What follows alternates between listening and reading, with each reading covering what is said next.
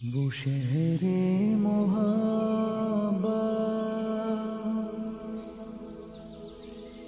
जहाँ मुस्तफा है,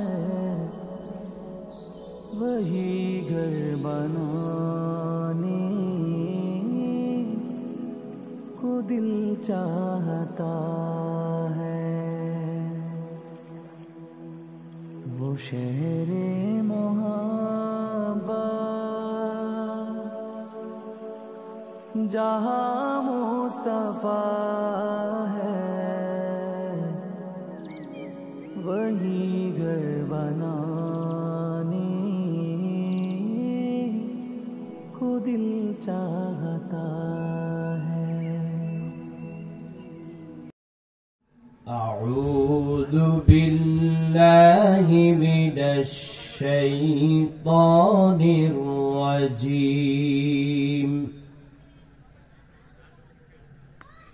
بسم الله الرحمن الرحيم.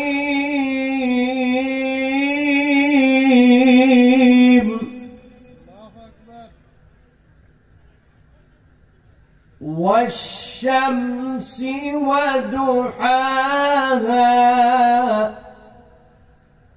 والقمر إذا تلاها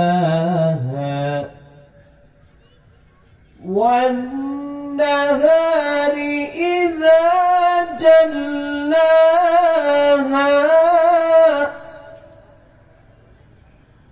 والليل إذا يغشاها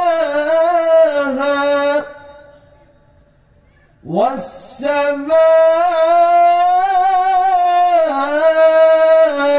وما بناها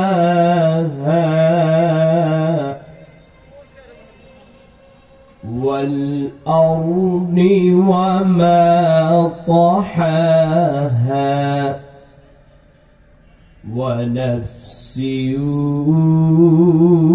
وما سواها فألهمها فجورها وتقواها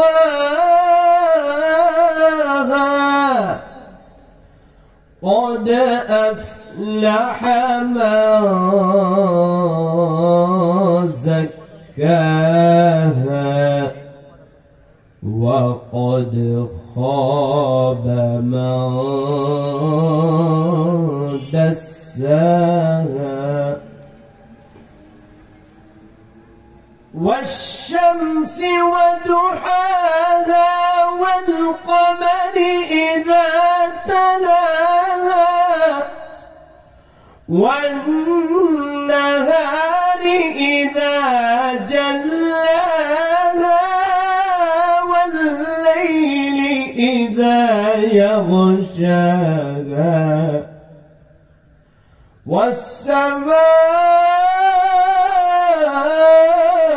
والسماء وما بناها والأرض وما طحاها ونفس وما سواها فألهمها فجورها وتقواها قد أفلح من زكاها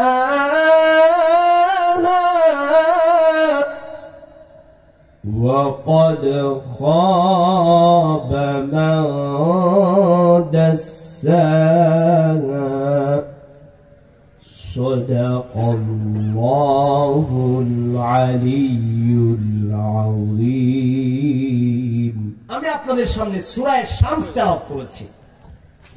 সূরা শামস তেলাওয়াত করেছি।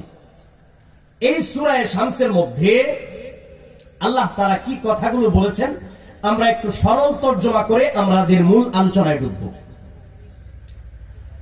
আল্লাহ বললেন কিছু কসম খেয়েছেন।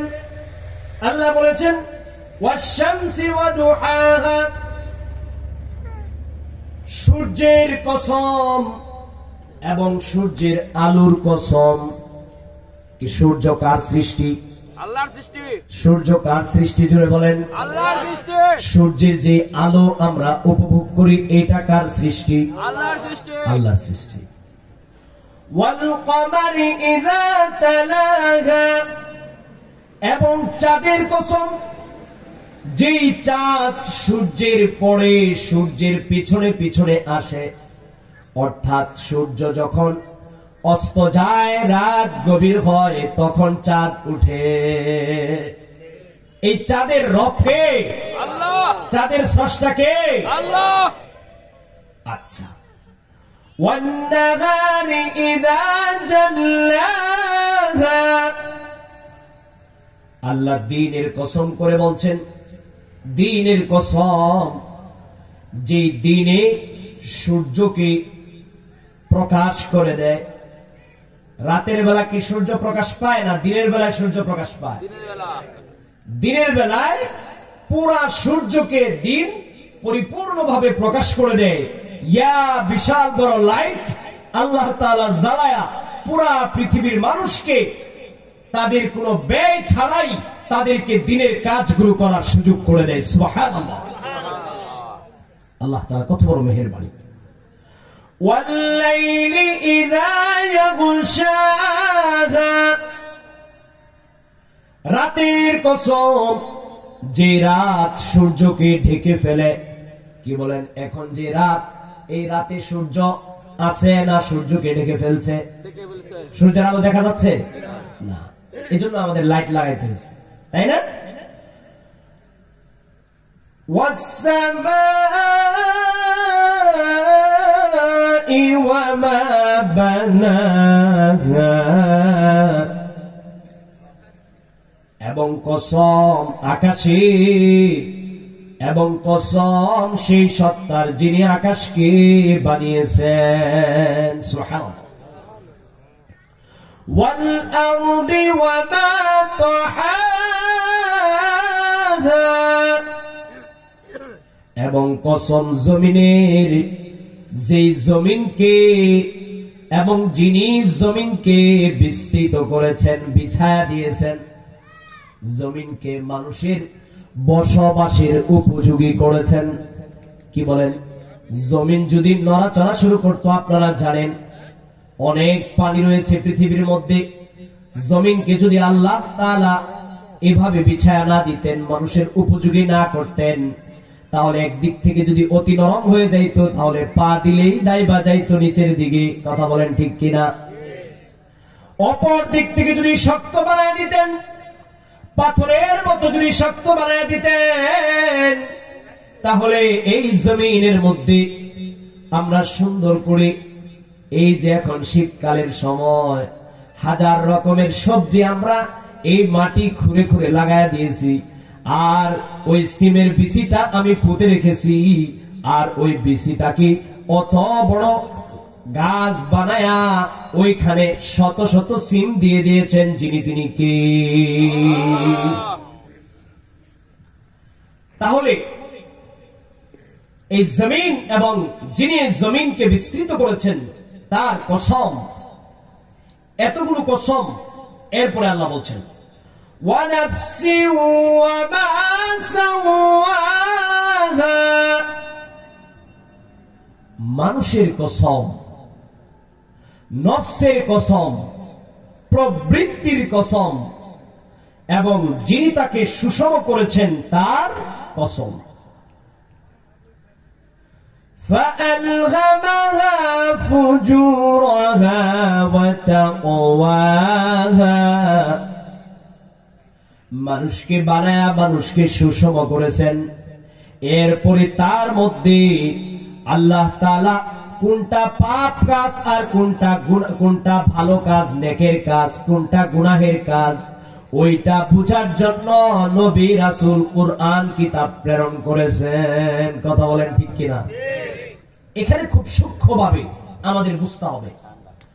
আল্লাহ তাআলা কসম করে এই যে মূল কথাটা বলেছেন, এতক্ষণ কসমের মূল মাকসাদ হলো এইটা, যে যে মানুষকে আল্লাহ তৈরি করেছেন সেই মানুষকে এত সুন্দর করে বানিয়ে সেই মানুষ আর অন্যান্য প্রাণী দুইটা কি এক না ভিন্ন ভিন্ন? মানুষ কেমন আর অন্যান্য প্রাণীর মধ্যে একটা ছোট পার্থক্য আপনাদের মতো করে বুঝায়া বলি। আপনারা বাটন ফোন দেখেছেন, বাটন মোবাইল দেখছেন, আর অ্যান্ড্রয়েড সেট দেখছেন। আচ্ছা, ও যুবকেরা ভালো করে বুঝো, অ্যান্ড্রয়েড ফোন আর বাটন ফোন, বাটন ফোনের মধ্যে স্থায়ীভাবে ওইখানে কিছু জিনিস দেওয়া থাকে, এর বাহিরে সেখানে কোনো ডাউনলোড করা যায় না। ওখানে বাটন ফোনের মধ্যে কিছু জিনিস অপশন যেমনি যা দেওয়া আছে এর মধ্যে এদিক সেদিক করা যায় না। পক্ষান্তরে যদি অ্যান্ড্রয়েড ফোন হয় সেটার মধ্যে ভালো অ্যাপসও আছে, অনেক সুন্দর সুন্দর সুবিধার অ্যাপস আছে, কোরআনের অ্যাপস আছে, হাদিসের অ্যাপস আছে। কথা বলেন ঠিক কিনা?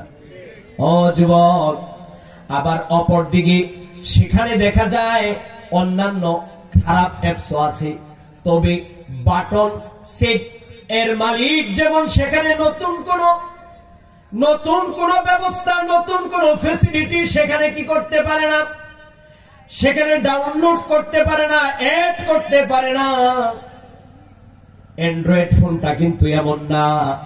অ্যান্ড্রয়েড ফোনের মধ্যে ওই ব্যক্তিটা চাইলে অনেক ভালো জিনিসও সেখানে আপডেট করতে পারে, সেখানে ডাউনলোড করতে পারে ভালো ভালো অ্যাপস, আবার অনেক মন্দ অ্যাপস, সুবিধা অসুবিধার অ্যাপস ডাউনলোড করতে পারে। কথা বলেন ঠিক কিনা? তাহলে আমরা কি বুঝলাম? বাটন ফোন এটা সীমিত ব্যবস্থা দেওয়া, আর অ্যান্ড্রয়েড ফোন এর মধ্যে অ্যান্ড্রয়েড ফোনের মালিকের ইচ্ছাধিকার দেওয়া। সে চাইলে নতুন নতুন বিভিন্ন অ্যাপস ডাউনলোড করতে পারে কি পারে না? কি বলেন, জোরে বলেন, পারে কি পারে না? ও আমার ভাইরা, খুব ভালো করে বললেন। ঠিক একই ভাবে আল্লাহ পাকের তাবৎ সৃষ্টি, সেগুলোর কোনটার কোন বিশেষ ক্ষমতা মানুষের চেয়েও বেশি আছে। হাতি যে পরিমাণ খাইতে পারে এই পরিমাণ কে কে খাইতে পারবেন? হাত তুলেন, চ্যালেঞ্জ আছেন নাকি? কিন্তু হাতি যা খাইতেই পারে, অন্য আরেকটা কাজ আছে করতে পারে না। তো অন্য সকল প্রাণীগুলোকে আল্লাহ তাআলা বাটন ফোনের মতো বানিয়েছেন। সে চাইলেই তার মধ্যে ভালো মন্দ আর নতুন করে তার মধ্যে ঢুকাইতে পারে না। কিন্তু মানুষকে আল্লাহ তাআলা মৌলিক যোগ্যতা দিয়েছেন অ্যান্ড্রয়েড ফোনের মতো, এবং তাকে ভালোটা চিনবার মন্দটা চিনবার পথ তাকে বাতলায়া দিয়েছেন। সবাই বলেন সুবহানাল্লাহ। মন্দ ভালো উভয়টা শিখাই দিয়েছেন।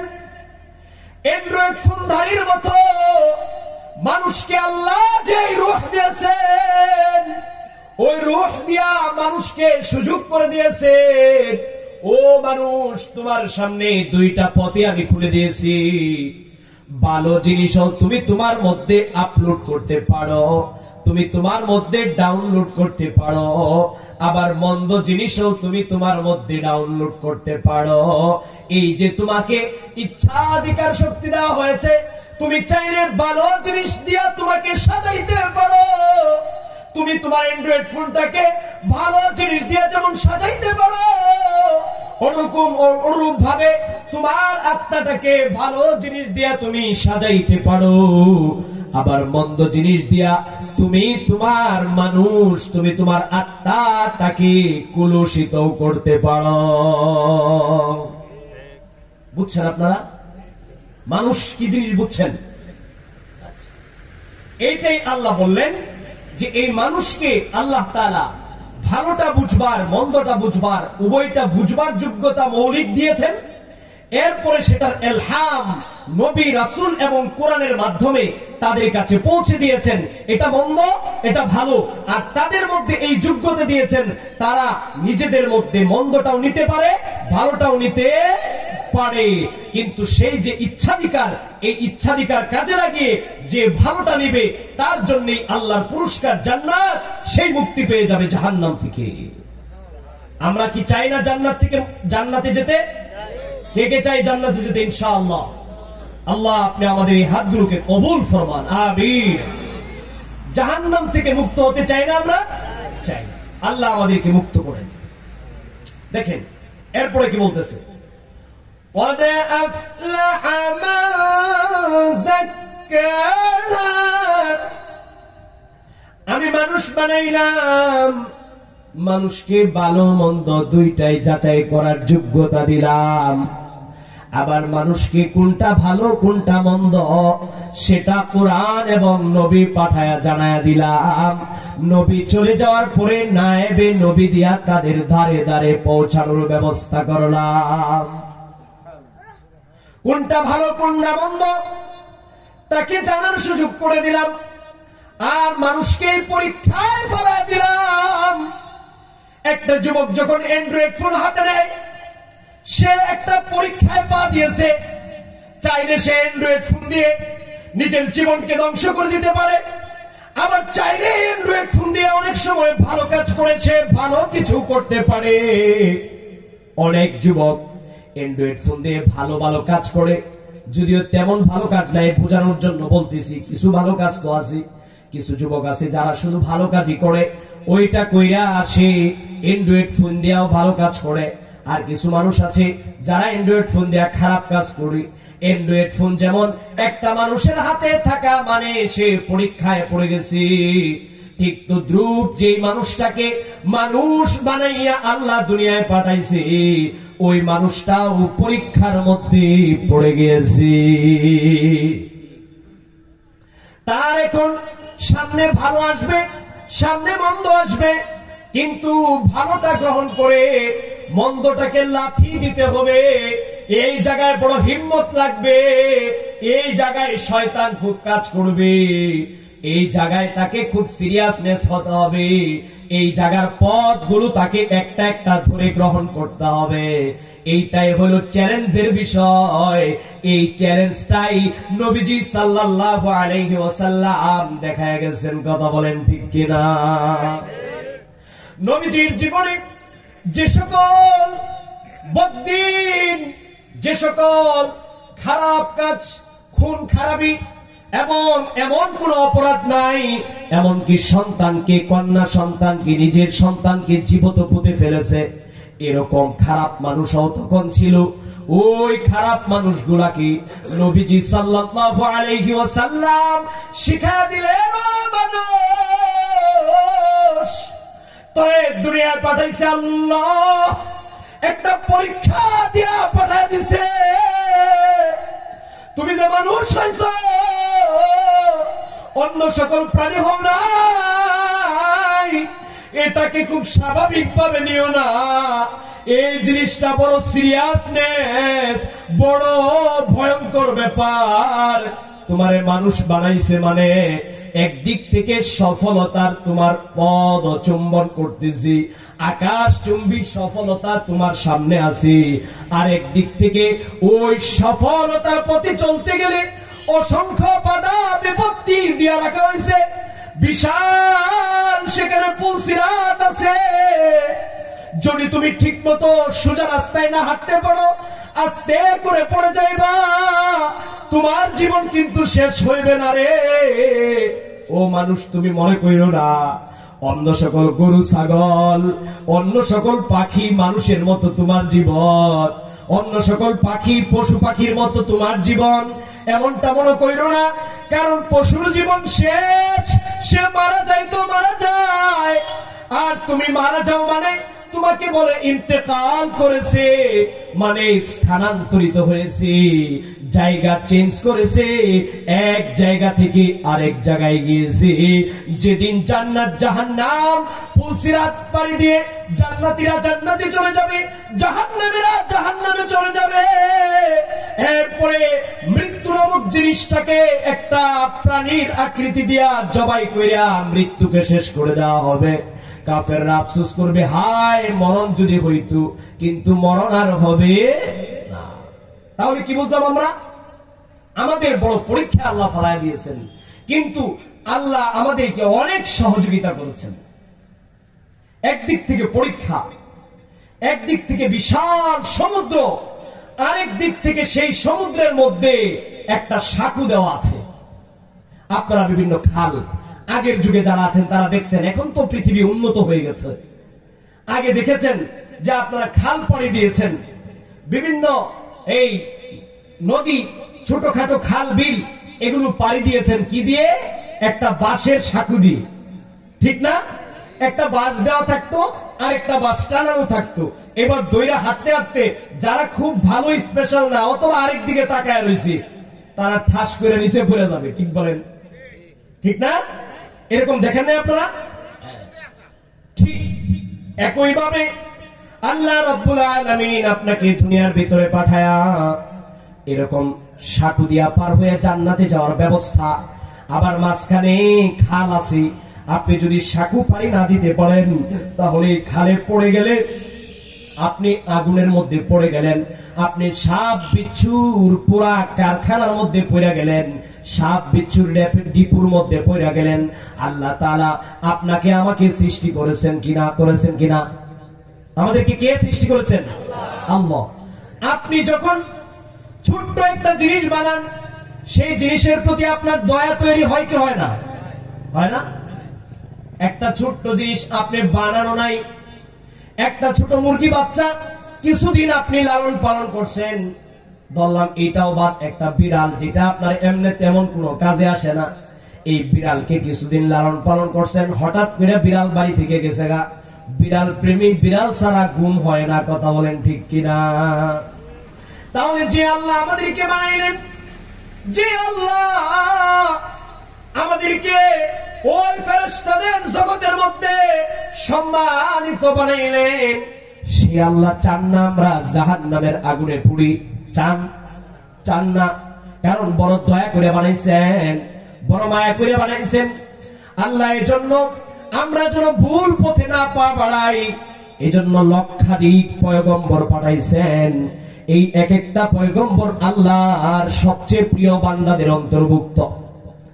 এরপরেও তারা এক একজন জীবন নাশের আশঙ্কা নিয়া, দাঁত ভাঙ্গা জীবন নিয়া, এইভাবে জীবন শেষ করে তারা মানুষের ধারে ধারে ঘুরেছেন। আল্লাহ তাদেরকে নির্দেশ দিয়েছেন, তারা ওই নির্দেশ পালনের ক্ষেত্রে জীবনের মায়া করেন নাই। আল্লাহ তাদের দিয়ে আমাদের কাছে সঠিকটা পাঠাইছেন, কারণ পৃথিবীতে কেউ একবার ভুল করলে দুনিয়ার জীবনে তার ফিরে আসার সুযোগ থাকে। একবার ব্যবসায় লস খায় গেলে দ্বিতীয়বার ব্যবসায় দাঁড়ায় যাবে, লাভে লস সব সমাধান করে ফেলবে, এরকম অপশন আছে না নাই? সম্ভাবনা আছে না নাই? কিন্তু কোন ব্যক্তি যদি দুনিয়ার জীবনে আল্লাহ তাআলার কাছে যদি ধরা খায়া যায়, তার কিন্তু আর কোন অপশন নাই। আছে নাকি? অপশন নাই। এই জন্যে জাহান্নামীরা জাহান্নামে গিয়া বলবে, হে আল্লাহ আমাদেরকে আরেকবার পাঠায় দেন, আমার রব্বানা আখরিজনা, আমাদেরকে জাহান্নাম থেকে বের করে দেন। বের করে দিলে পরে না'মাল সালিহা, ভালো কাজ করব, গায়রাল্লাযী কুননা না'মাল, আগে যে আকাম করেছি, যে উল্টা পাল্টা করেছি, কাজ করি নাই, পরকালের আমল করি নাই, ওগুলো আর করব না, এইবার গিয়া পুরা ফেরেশতা হয়ে আসব। এটা কার বক্তব্য? জাহান্নামীদের বক্তব্য। আল্লাহ কোরআনে কোট করে দিয়েছেন। কথা কি বুঝতে পেরেছেন? তাহলে আমাদের এই মানুষকে আল্লাহ সৃষ্টি করে এই দুইটা অবস্থা তৈরি করেছেন।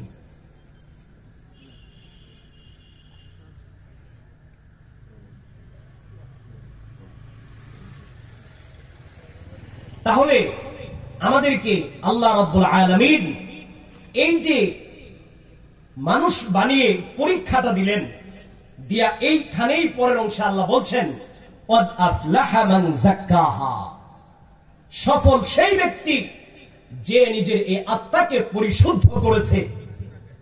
আপনারা, আমরা দুনিয়াতে যেই দিন আল্লাহ মায়ের পেট থেকে ভূমিষ্ঠ করেছিলেন, সেই দিন আমরা কেউ গুনাহগার ছিলাম? কেউ গুনাহগার ছিলাম? আল্লাহ রাব্বুল আলামিন দুনিয়ার ভিতরে গুনাহ মুক্ত আমাদেরকে পাঠায়া বুঝায়া দিলেন, এই দুনিয়ার ভিতরে তোমার হাত, তোমার পা, তোমার কান, তোমার চোখ, এই সবগুলাকে আমি দিলাম তোমার কাছে নিষ্পাপ অবস্থায়। এর মধ্যে কোনো দাগ নাই, এর মধ্যে কোনো কালিমা লেপন করা হয় নাই।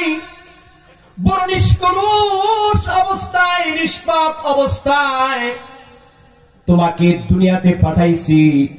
আমার দাবি শুধু আজকে আমি যখন পাঠাইছি, যে অবস্থায় তোমার কাছে আমার চোখ আমানত রাখছি, যে অবস্থায় আমার হাত তোমার কাছে আমানত রাখছি, অর্থাৎ তার মধ্যে কোনো কি নাই, দাগ নাই, কোনো পাপের কালিমা লাগে নাই, এই অবস্থায় কবরে তুমি আমার কাছে আবার ফেরত দিবা। এইটুকুর বিনিময়ে তোমার জন্য জান্নাত বানায় রাখছি। ওই জান্নাতকে আমি এমন ভাবে সাজায় রাখছি, তুমি দুনিয়াতে কি শান্তি চাও? দুনিয়াতে সুরানা শান্তির জায়গা নাই। তোমার জন্য ওই জান্নাতে অকল্পনীয় জান্নাত সাজায় রাখছি। কিন্তু তোমার কাছে আমি চাইছি হইল যেভাবে গুনাহমুক্ত অবস্থায় কোনো কাদা লাগে নাই, এই অবস্থায় আমি তোমার দুনিয়ায় পাঠাইছি, ঠিক এইভাবে এই অঙ্গগুলো নিয়ে হাসরের মাঠে উঠবা। এইভাবে যদি হাসরের মাঠে উঠতে হয় তাহলে ব্যাপারটা কঠিন না? কঠিন। আমরা গুনাহ করি নাই এরকম কেউ এখানে আছেন? গুনাহ করি নাই এরকম কেউ আছি আমরা? সবাই কম বেশ গুনাহ করেছি, একমাত্র নবীরা নিষ্পাপ। আমরা সবাই কম বেশ গুনাহ করেছি, অথচ আল্লাহ পাঠাইছেন গুনাহ ছাড়া এবং বইলে দিচ্ছেন আমার কাছে আসতে হবে গুনাহ নিয়ে না গুনাহ ছাড়া। জুড়ে বলেন, গুনাহ নিয়ে না গুনাহ ছাড়া। তাহলে আমরা গুনাহ ছাড়া আল্লাহর কাছে আমাদের এই আমানতগুলোকে ফেরত দিতে চেষ্টা করতে কে কে রাজি আছে ইনশাআল্লাহ? আচ্ছা, তাহলে গুনাহমুক্ত অবস্থায় আল্লাহর কাছে আমাদের যেতে হবে, ঠিক না? এই যেতে হলে আমাদেরকে গুনাহমুক্ত থাকতে হবে। কিন্তু খুব ভালো করে শুনেন, গুনার ক্ষেত্রে আমাদেরকে প্রতিনিয়ত আমাদের এই নফস, প্রত্যেকের মধ্যে একটা কুপ্রবৃত্তি আছে। ভালো কাজ করার আগ্রহ একটা মন আছে, আবার খারাপ কাজ করার আগ্রহ এমন একটা মনও আছে। আমাদের কাজ হলো খারাপ কাজের মনটাকে দুর্বল করে ভালো কাজের মনটাকে শক্তিশালী করা, যাতে খারাপ কাজের মন কোনো খারাপ কাজ করতে পারে না। এটা হলো আমাদের দায়িত্ব, ঠিক না? এক তো হলো আমাদেরকে আমরা যে সিরাতে মুস্তাকিম, যে সরল পথ অনুসরণ করে জান্নাতে পৌঁছবো, সেই সরল পথে আমাদেরকে বাধাগ্রস্ত করার জন্য শয়তান সবসময় লেগে আছে। আর শয়তান কাজ করে আমাদের খারাপ প্রবৃত্তিটাকে শক্তিশালী করে ফেলে। তার মানে আমাদেরকে জাহান্নামী বানানোর জন্য, ভুল পথে পরিচালিত করবার জন্য একদিক থেকে আমাদের কুপ্রবৃত্তি, আরেক দিক থেকে আছে কে? শয়তান। আমাদেরকে খারাপ পথে পরিচালিত করার জন্য কয়টা জিনিস আছে? দুইটা। একটা কি? মনের খারাপ কুপ্রবৃত্তি, আরেকটা হলো শয়তান, ঠিক না? আল্লাহ রাব্বুল আলামিন বলেন, শয়তান বলেছে, আল্লাহ তাআলা কোট করে দিয়েছেন কোরআনে, ক্বালা রাব্বি ফাবিমা আগওয়াইতানি লাআকউদান্না লাহুম সিরাতাকাল মুস্তাকিম। শয়তান বলে, ওগো আল্লাহ, আমি সরল পথের মধ্যে বসে থাকবো, অতি অবশ্যই বসে থাকবো। এরপরে আরো ক্লিয়ার করে বলে, শয়তান বলে, আমি মানুষের সামনে পিছনে, তার ডানে, তার বামে, সব দিক থেকে তাকে আমি চক্রান্ত করে সঠিক পথ থেকে সরায়া দিব। এটা হলো শয়তানের কথা। শয়তান আমাদেরকে গুনাহ করা ফেলছে কি ফেলছে না? সবাই গুনাহ করে ফেলছি কিনা? কিন্তু আমাদের কাজ কি? আল্লাহর কাছে কি গুনাহ নিয়ে যেতে হবে? গুনাহ নিয়ে যাওয়া যাবে নাকি গুনাহ ছাড়া যেতে হবে? এজন্য আমাদের কাজ দুইটা। এক নম্বর কাজ হলো গুনাহ করবই না। দুই নম্বর কাজ হলো গুনাহ করলে পরে আমার গায়ের মধ্যে কাদা লেগে গেল, তাই না? আমরা যখন একটা কাপড় কিনি, সেই কাপড়ের মধ্যে একদম পরিষ্কার কাপড়, ওখানে ময়লা লাগে কি লাগে না? ওটা সাবান দিয়ে ধুয়ে ফেললে আর ময়লা থাকে না, একদম ঝকঝকেই হয়ে যায়। আল্লাহ পাক মেহেরবানি করে আমাদেরকে এই দুনিয়াতে যে পাঠাইছেন নিষ্পাপ অবস্থায়, সেই নিষ্পাপ অবস্থায় আল্লাহর কাছে যাইতে বলছেন, কিন্তু মাঝখানে পথ এমন কঠিন দিচ্ছেন, গুনাহ হয়েই যায়। একবার দুইবার চিন্তা করি, কিন্তু হঠাৎ করে দুনিয়ার প্রতি, গুনাহের প্রতি আমাদের চোখ ইত্যাদি চলেই যায়। তো যদি গুনাহের সাথে লিপ্ত হয়ে যায়, আল্লাহর কাছে কেমনে যাব? আল্লাহ বলেন, মানুষের গায়ে যেমন কাদা লাগলে সাবান দিয়ে পরিষ্কার করা যায়, আমি রব্বুল আলামিন তোমার প্রতি দয়া করলাম। ও বনি আদম, তুমি নফসের প্রতারণায়, শয়তানের প্রতারণায় ভুল করে ফেলছো, কিন্তু তোমার মনে আসছে আল্লাহ দেখেছেন। আল্লাহর কাছে আমি কি জবাব দিব? আল্লাহর কাছে আমি কি জবাব দিব? এইটা বইলা তুমি তওবা করে ফেলছো, তাহলে ওই তওবা তোমাকে সাবান দিয়ে ধুয়া যেমন কাপড় পরিষ্কার হয়ে যায়, ওই তওবাও তোমার গুনাহকে পরিষ্কার করে দিবে। সুবহানাল্লাহ।